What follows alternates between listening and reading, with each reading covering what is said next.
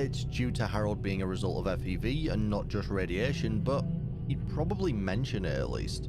And when we do meet him again, Harold is looking a bit different. After the events of Fallout 2, Harold once again set off on a journey into the Wastelands. Maybe looking for more lost souls he could help, or simply because he didn't want to stay in one place. Either way, the choice would be taken from him. Bob, the little sapling sprouting out of Harold, continued to grow till it was becoming too much for Harold to bear. And when settling down to rest one day, he awoke unable to move.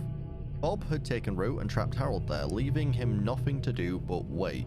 Over the years, Bob dispersed Harold's internal organs till there was no way to remove Harold from the tree, and he spent his time spreading Bob's seed around himself to both amuse and try and entice people to find him. Bob produced incredibly hardy fruit that was able to take root and thrive in the harshest of conditions, creating a spot of green paradise in an otherwise barren wasteland.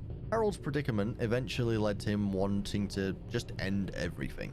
When he asks Birch though, Birch just sees it as a test and carries on doing what he's been doing. Harold carried on trying to attract more Wastelanders, but every time they arrived as part of the purification ritual, Birch made them drink a hallucinogenic sap derived from Bob.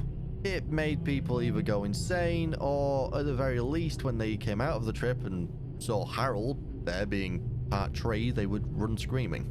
Eventually, the Lone Wanderer finds them and is given several choices.